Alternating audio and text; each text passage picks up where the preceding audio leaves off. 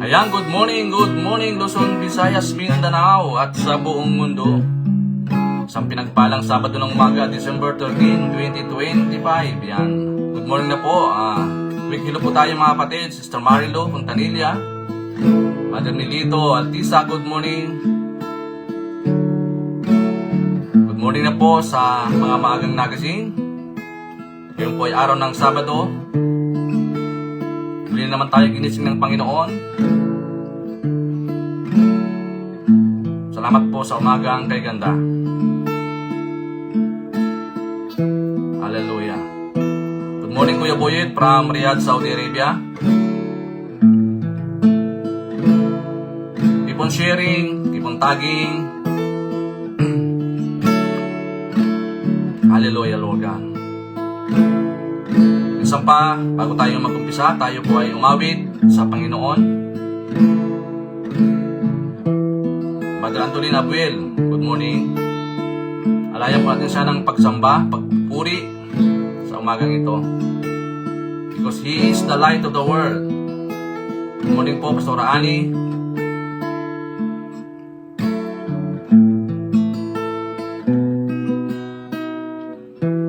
Yes, Lord God.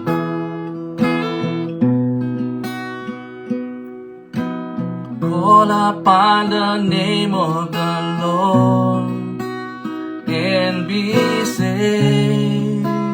Yes, Lord.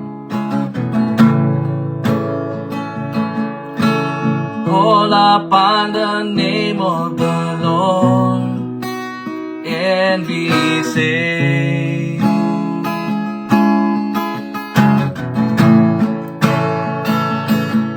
And call upon the name of the Lord and be saved. Yes, Lord. Call upon the name of the Lord and be saved. Yes, Lord.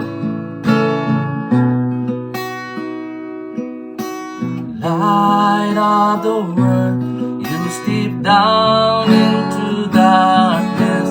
Open my eyes, let me see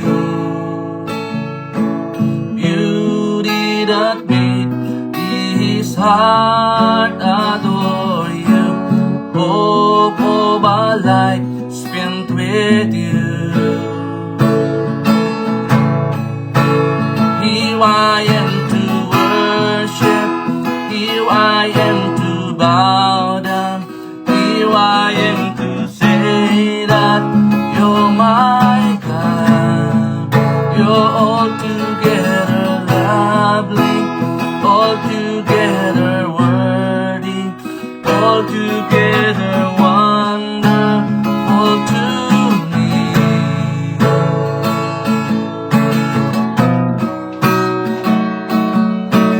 King of all days, oh so highly exalted, glorious in heavens above. Humbly you came to the earth you created, all for love's sake became full. Here I am to worship, here I am to bow down, here I am to say that you're my God. You're altogether lovely, altogether worthy, altogether wonderful to me. I never know how much it costs to see my sin upon the cross. I never know how much it costs to see my sin upon that cross. Yes, Lord. Call upon the name of the Lord and be be saved. Yes, O God. Call upon the name of the Lord and be saved.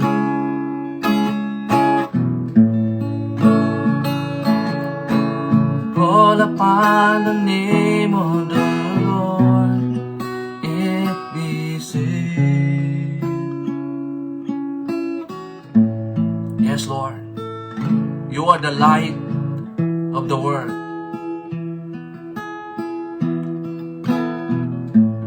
Thank you, Lord, sa liwanag. Ikaw ang nagdala sa madilim na mundo.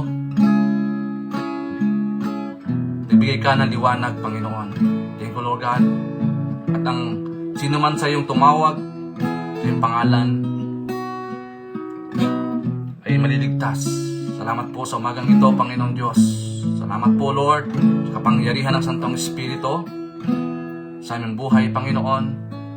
Salamat po sa pagising. Lord, tunay nga ang pagtulog ay desisyon po namin. Ngunit ang pagising po namin ay kayo po ang magdidesisyon, Panginoon. Thank you, Lord God, na kami ginising po ninyo na mayroong hininga. Yes, Lord, sa umagang ito. Dalayan ko po, O God, ang daily vibrant word, Lord. Makating po sa apat na sulok ng mundo. Marami pong ma-encourage, Lord, ma-enlightens. O God, sa amin pong pag-uusapan sa araw po na ito. Lord, we entrust to you everything today. Even, Lord, ang aming pong platform na ginagamit, Lord God, empower the connection, Lord God. Dalang ko po anong pong paggawa ng kaaway sa araw po na ito, Lord. Bless this day that you have made and we will rejoice and be glad in it, Lord. Salamat po, Ama. Pinupuri ka namin, Lord. Pinasalamatan sa iyo lamang lahat ng papuri. Pagluwalhati sa pangalan ni Jesus. Amen and amen. Ayan. Good morning na po sa bawat isa. Sister Ana, good morning. Sister Perseus, good morning po. Sister Bina, Sister Aster, Sister Mary Amoto, good morning. And Sister Jonah Astilo, yan. So yan, Sister Alicia, magandang umaga na po sa bawat isa. Purihin po ang Panginoon sa umagang ito. At napakasarap po magpuri sa ating pong Panginoon, lalo na pag ganitong maagang-maaga. So without further ado, tayo na po ay magpatuloy sa ating pong pag-uusapan ngayong umaga, mga kapatid. Ang ating pong topic is about Jesus came to bring light. No? Napaka profound, no? Jesus came to bring light. Dumating si Jesus upang magdala ng liwanag. Sa John chapter 8 verse 12, Jesus spoke to the people once more and said, I am the light of the world. If you follow me, you won't have to walk in darkness because you will have the light that leads to life. Sa Tagalog po, muling nagsalita si Jesus sa mga tao. Sinabi niya, ako ang ilaw ng sanlibutan. Ang sumusunod sa akin ay magkakaroon ng ilaw sa kanyang buhay at di nalalakad sa kadiliman. Ayan, purihin na po ang pagkabasa ng kanyang dakilang salita. Good morning na po sa bawat isa. Ayan, good morning na po sa akin po may bahay. Sister Arlene, no? Salamat sa Panginoon sa matagumpay na kanya pong pagbabiyahe kagabi po, mga kapatid. Maraming pong salamat. So, Jesus came to bring light. Alam naman natin na ang mundo ay during that time ay napakadilim. Nagkanya-kanya ang mga tao, walang malinaw na direksyon. Kaya nga, Jesus is the light of the world. When Jesus declares himself as light of the world, he revealed his role as the one who exposes the truth, overcomes darkness, and guides humanity towards life. And this title points back to God's promises of light breaking into a fallen world and fulfills the Old Testament hope of God dwelling among His people. His light not only reveals sin, but graciously transforms those whom He draws to Himself. Kaya nga mga kapatid, napaka-importante yung kanyang first coming. Oo. Yung unang pagdating ni Jesus dito sa mundong ito. Yung virgin birth, no? Kasi nga, ang mundo po ay nasa kadiliman. Walang magandang patutunguhan. Kanya-kanya, parang tupa na walang pastol. 'Di ba? Ganun po ang tao noon.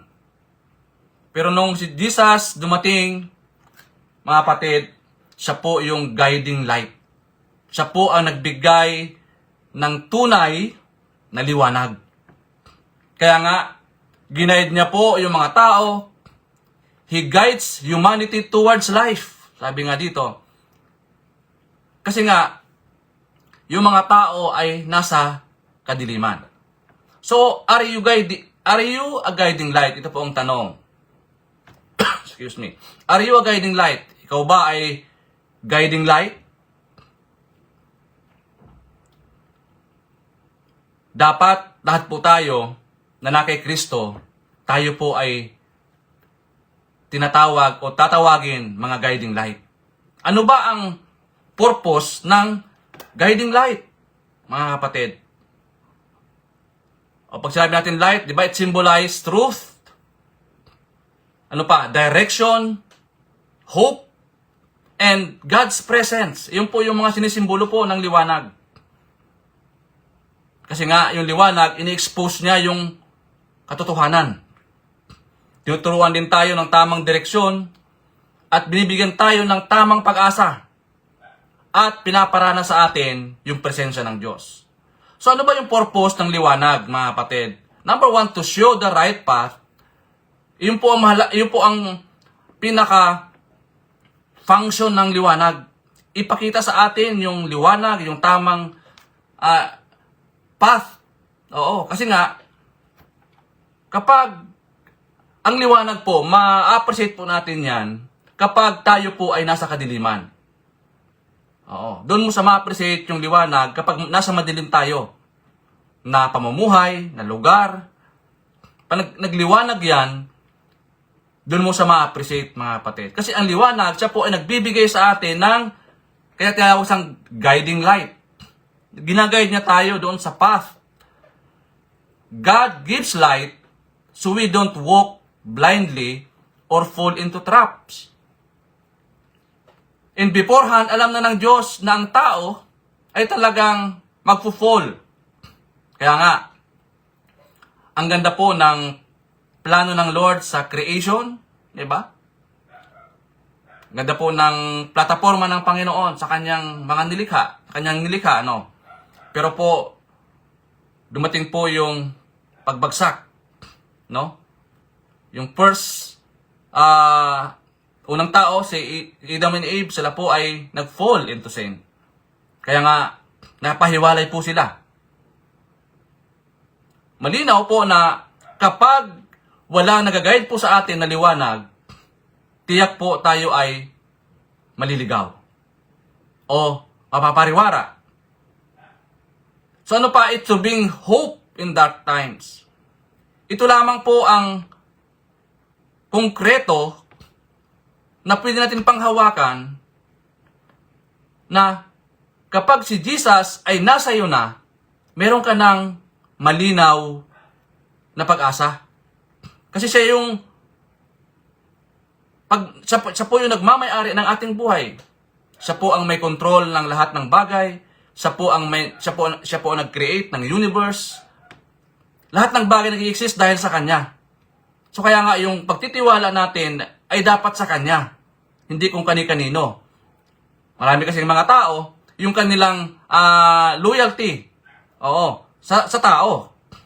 Ang tao, mga kapatid, mahina po yan. May mga weaknesses po yan. Minsan, sila po ay, yung expectation natin, di ba? Sobrang expectation sa tao. And then, hindi nangyari, napoprostrate po tayo, Kaya nga, si Jesus, sa po yung nagbibigay ng pag-asa. Ano pa? To lead us towards God's purpose. Oo. Kaya nga, ang tunay na Kristiyano, dapat ang buhay natin purposeful. Proactive.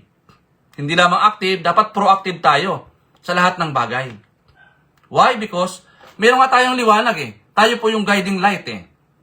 Oo. Tayo po yung nag-aakay doon sa mga taong wala pang relasyon sa Panginoon. Kaya nga itong ginagawa po natin, mga kapatid, no? Ito pong platform na ito, ang Facebook Live, ang Daily Vibrant Word, isa po ito sa means plano ng Panginoon na sa pamamagitan po ng ganito, ma-share po ang gospel sa lahat ng tao sa buong mundo. Kaya nga ngayon, nakikita natin na social media ay talagang punong-puno na po ng mga influencer. Oo. So, siyempre, tayo po mga Christian influencer, kaya kailangan hindi tayo nalilimitahan. Oo. Minsan kasi nalilimitahan tayo. Dahil sa takot, oo mga kapatid, tanda natin na ang guiding light, tayo po ay ginaguide niyan toward God's purpose. Ano pa? To help you guide others. And also, kasi tayo naliwanagan eh. Tayo po yung ilaw, sabi nga ng Biblia, di ba? Tayo po ay asin at ilaw ng sanlibutan. Yan po yung purpose ng guiding light. So it reminds us that Christmas reminds us that Jesus came not only as a child in a manger, but as light to a dark and broken world. From the beginning, God promised a Savior who would shine hope into every place where sin brought fear and confusion. Ito nga po yung sinisiris ni Pastor Jeff tuwing Wednesday. Oo. Kaya itong Christmas, it reminds us that Jesus came not only as a child in a manger, but as light to a dark and broken world. Kaya nga, di ba, hinubad niya yung kanyang pagka-Diyos, bumaba siya dito sa lupa, para saan? Para sa mga makasalanan eh. Hindi naman doon sa mga matutuwid eh. Kasi itong mundong ito ay nasa madilim. Kaya nga yung Galatians chapter 4 verse 4 to 7, di ba? But when the fullness of time had come, God sent forth His Son, born of a woman, born under the law, to redeem those who are under the law, that we might receive the adoption as sons. And because you are sons, tayo po yun, God has sent forth the Spirit of His Son into your heart. Yung Son, si Jesus, sa ating pong puso, and crying out, Abba, Father. Kaya na mayroon na tayong boldness, confidence, na tawagin siyang Father, Abba, Father. Therefore, you are no longer a slave, but a son. And if a son, then an heir of God through Jesus Christ. Diba? Yan po yung promise ng Panginoon. From the beginning, mga kapatid. So alam naman natin yung genealogy ni Jesus sa Matthew chapter 1 verse 1. Diba? From the seed of the woman, Genesis chapter 3 verse 15, to Abraham, Genesis chapter 12 verse 3, to Isaac, Jacob, and Judah, and 12 tribes, and Jesse, and David, and Joseph, and Jesus. Ito po yung genealogy of Jesus, the Messiah, the son of David, the son of Abraham. So ano po ba ang puntos natin ngayong umaga mga kapatid? Number 1, the world was in darkness. Ito po yung katotohanan. During the time, magulo po ang mundo. Madilim, nasa madilim silang katatayuan. Kaya anong si Jesus dumating bilang tao to live in a spiritual darkness, lost, confused, and separated from God. Nakita natin yung kapangyarihan ng liwanag. Kasi nga, nasa kadiliman yung katatayuan ng mundo. Kasabi ni Isaiah chapter 9 verse 2, the people who walk in darkness will see a great light. For those who live in a land of deep darkness, a light will shine. Ano po itong mga in darkness na tinatawag dito? Ito po yung mga kasalanan. Oo.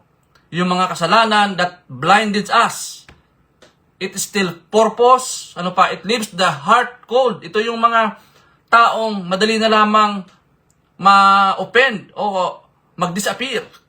But God did not leave us into that condition. He sent Jesus as the light of this world. Di ba sabi ko nga kanina, ma-appreciate mo yung liwanag kapag nandun ka sa kadiliman. Oo. Yan po yung number 1, the world was in darkness. Number 2, Jesus is the true light. Kaya nga, kung meron pa dyan ng mga nag-aangkin na sila ang liwanag, ay ano yun?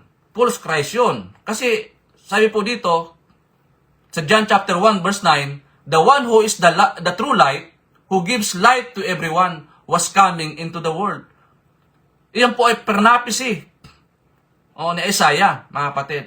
Kaya marami pong mga light dito sa mundong ito. There are many lights in this world. Ano pa itong mga lights na ito? Success, pleasure, fame.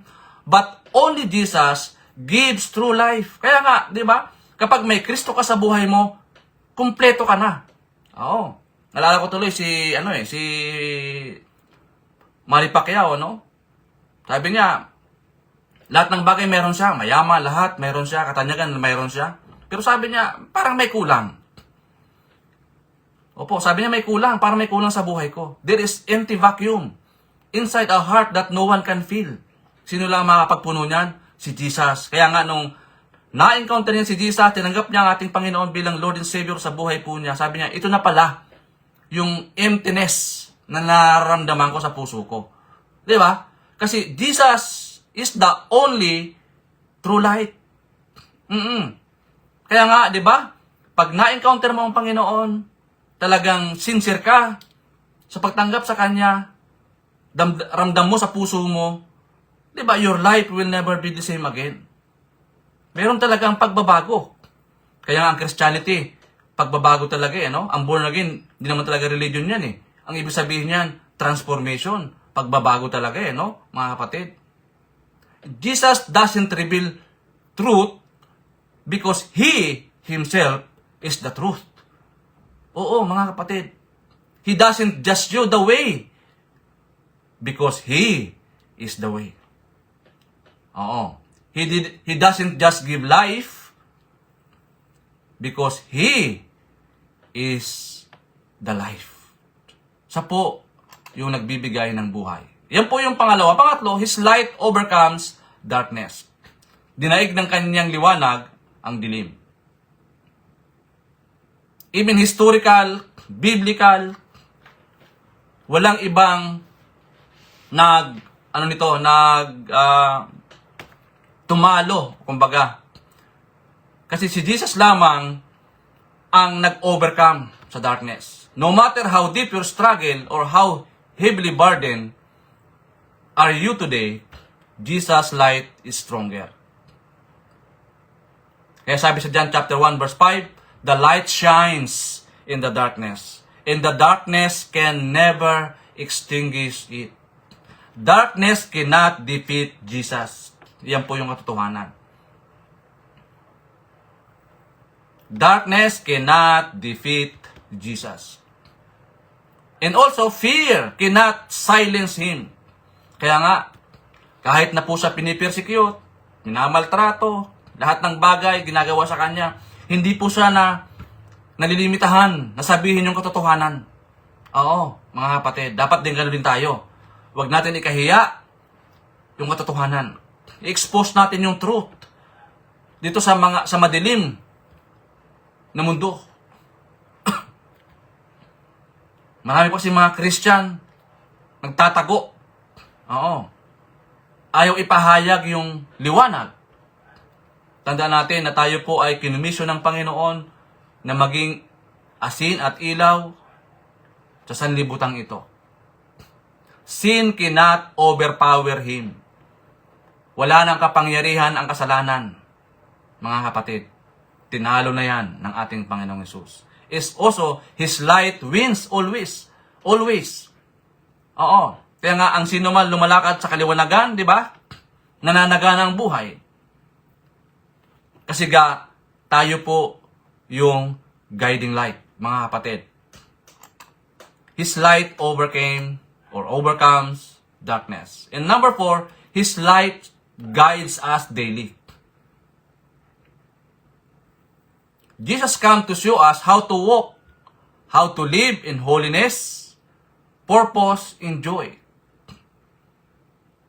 In what way? Sa pamamagitan ng kanyang salita. Psalm chapter 110 verse 105, Your word is a lamp to guide my feet and a light for my path. Walang ibang solusyon sa mga problema kundi ang Panginoong Hesus. Kaya nga, di ba? Pinakamatinding kasalanan sa mundo ay kasalanan. At walang ibang makakapag-solve niyan kundi ang ating pong Panginoong Hesus dahil siya ay walang kasalanan. He is sinless from the beginning. When we follow Jesus, we don't wander. Kaya ang buhay ng isang Kristiyano ay masayang tunay, di ba? Ang buhay ng isang tunay na Kristiyano ay hindi aligaga. Yung hindi alam kung ano ang gagawin. Tayo po ay relax.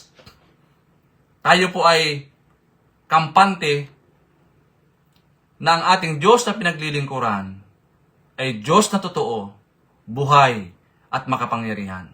Iyon po yung pinagmamalaki natin. Dahil yung ibang mga tao, they proclaiming nung kanilang Diyos-Diyosan, pero at the end of the day, hindi naman nabuhay. Tanging si Jesus ang namatay at sa ikatlong araw, siya po ay nabuhay ng mamuli.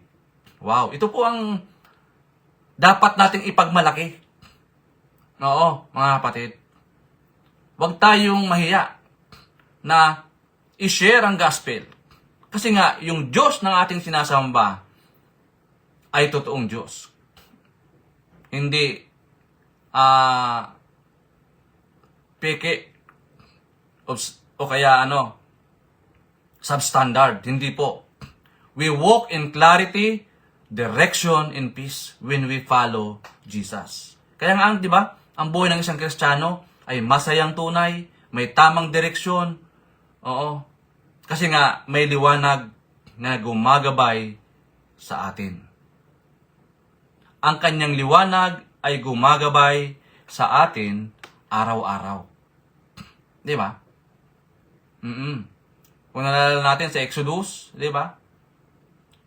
Yung mga Israelita, pag malamig, meron silang apoy. No, ginagabayan sila ng apoy, no, para hindi sila lamigin. At pag madilim naman, binibigyan sila ng liwanag. No? Package deal po ang Panginoon, mga kapatid. Ito yung bagay na hindi ka mapoprostrate sa pagsunod sa Kanya. Kasi alam mo totoo siya Oo, mga kapatid. So, paano natin i-apply ang mga bagay nito? Number 1, shine as guiding light to the world. So, malinaw na sabi po ng Matthew chapter 5 verse 14 to 16, you are the light of the world, like a city on a hilltop that cannot be hidden. Meron bang liwanag na itinatago? Di ba wala?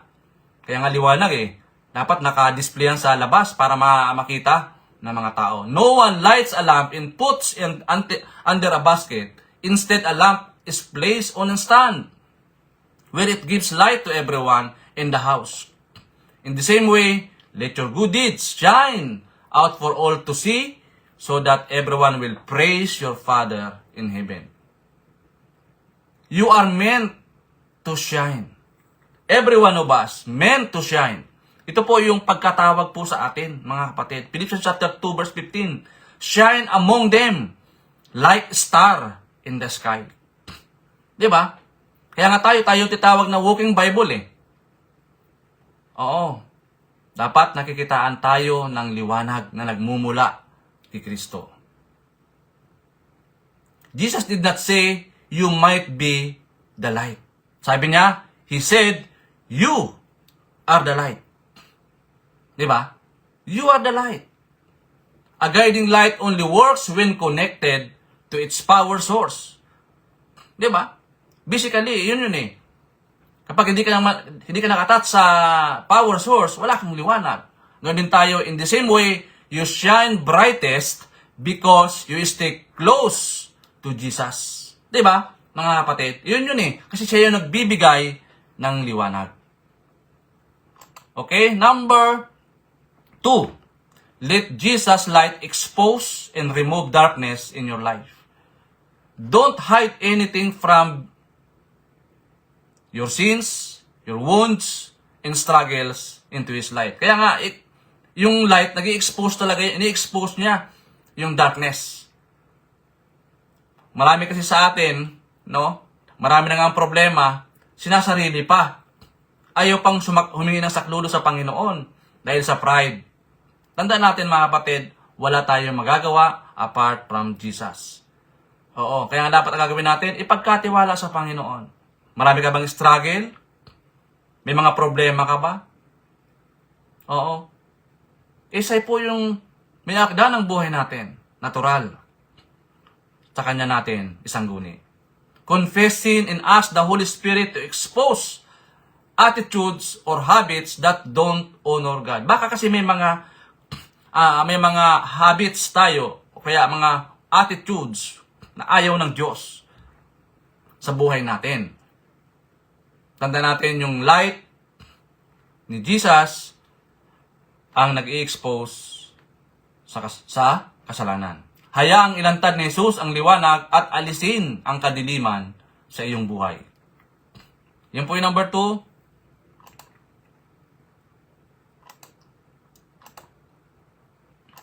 And number 3, reject the works of darkness. Meron tayong kapangyarihan. Na i-reject yung gawain ng kadiliman. Light and darkness cannot mix. Di ba pwedeng paghaluin yung light tsaka yung darkness? Kaya choose holiness. Piliin mo yung holiness. Cut off ungodly habits and break the influence of that pull you away from God. Ano ba yung mga bad influence sa buhay mo? Sabi dito, cut off. Pull you away.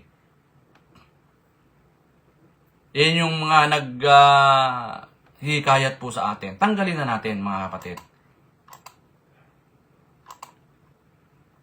So, maraming bagay na gustong iparating sa atin ng Panginoon mga kapatid. Tandaan natin na siya po yung guiding light na nag-guide po sa atin. He came to bring light in this dark world. Meron pa ba na agam-agam?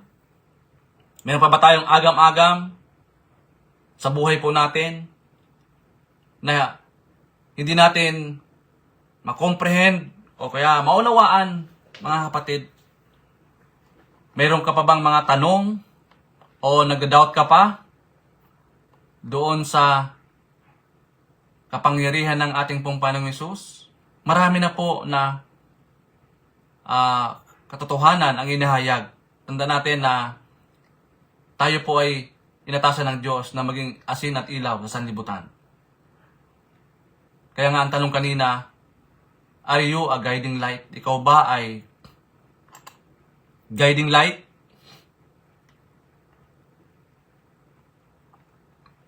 So as a question to consider, are there areas in my life where I'm still hiding in darkness?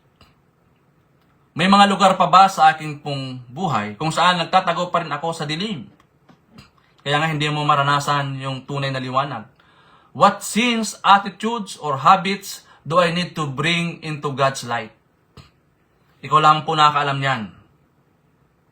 And how can you be a guiding light to the people around you? Mga kapatid. Baka magtataka ka hanggang ngayon, wala ka pang nadala ng kaluluwa sa paanan ni Jesus. Wala ka pang nadala ng kaluluwa sa simbahan. O wala ka pang hinahawakan ng mga small group, mga light group, mga cell group. Ang tagal-tagal na natin na Kristiyano. pero wala ka pang commitment, wala ka pang accountability, ito na po ang pagkakataon. Sabi dito, how can you be a guiding light to the people around you? Dalayan ko po, ito ay encouragement sa atin, hamon sa atin mga kapatid, bilang naliwanagan. Oo. Partaker of His kingdom. Yung marami pong salamat sa 30 viewers po natin ngayong umaga. Good morning na po, Tatay Erning, Ate Yoni, good morning, Sister Vicky. Marami pong salamat sa inyong patuloy na pag-subaybay sa ating pong Daily Vibrant Word. Alam niyo po, ngayong panahon na ito, itong digital age, mga kapatid, talaga ang tao ay minamaximize nila ang social media. Meron tayong tinatawag na bad influencer, tsaka good influencer.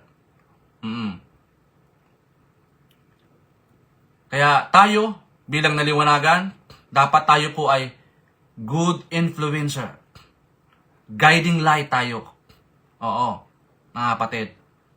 Huwag tayong malimitahan sa pag-expose ng katotohanan. Mga kapatid, para maraming tao na makapakinig. Oo, mga kapatid. Huwag natin pentulutan na ang social media mapenetrate ng mga counterfeit teaching, belief. Kaya mahalaga, alam mo kung saan ka naka-tune in. Yan. Alam mo kung saan frequency naka-tune in ka o naka-focus, mga kapatid. So yun, marami pong salamat sa ating lahat. Dalangin ko na patuloy tayong magliwanag sa mundong ito. Lord Jesus, thank you for coming as the light of the world. Shine in my heart and remove all darkness. Guide my step and help me to reflect your light to others. Teach me to walk in His truth and to turn away from anything that dims my love for you. Help me to reflect His light in my home, my workplace, and relationship to others so may see your goodness. Salamat po, Ama, sa umagang ito. Sa pagsama niyo sa amin, Panginoon. Dalangin ko sa umagang ito, kung meron pong mga kapatid namin na meron pong karamdaman, physically, Lord, pinagkakatiwala po sa inyo magpalang kamay. Tapikin niyo po ang kanilang mga balikat, Lord, at ipadaloy ang kagalingan nagmumula po sa inyo, Panginoon. Kani Lord, sa amin po mga kapatid ngayon na diwang ng kaarawan, anibersaryo, Lord, kami po ay nakikigalak sa kanila pong mga pagdiriwang sa araw po na ito. Lord, gawin niyo po kaming mabunga, maunlad, maliwanag ang aming pong buhay sa araw-araw, Lord God. Natiniwala po kami, Panginoon Lord, na Ikaw po ang liwanag sa mundong madilim. Salamat po, pinupuri ka namin, Lord, pinasalamatan. I-empower mo kami, Panginoon Lord, ng iyong grace, O Lord God. Sa buong maghapon, maging mabunga po lahat ng aming gagawin, O Lord God, at ilayo mo kami, Lord, anumang plano at gawa ng kaaway sa maghapon. Father God, salamat, pinupuri ka namin, Lord, pinasalamatan. Sa iyo lamang lahat ng papuri. Pagluwalhati, kalakilaan ay tayong sa iyo lamang sa pangalan ni Jesus. Amen and amen. Ayan, pahabol po, good morning na po sa bawat isa. Pastor John, good morning. Brother Rinaldo Panirgo, good morning po. Brother Marlo, good morning. Yan. Sige po, salamat po sa inyong lahat, mga kapatid. And bukas, meron pa po tayo bukas ng ating pong Daily Vibrant Word, no? Lagi po tayong magsubaybay. I-share po natin ang ating pong mga live streaming, mga kapatid, para marami pong magpapala. Salamat po, Panginoon. Pinupuri ka namin, pinasalamatan. Sa iyo lamang, Lord, natin papuri sa pangalan ni Jesus. God bless po, mga kapatid. To God be all the glory.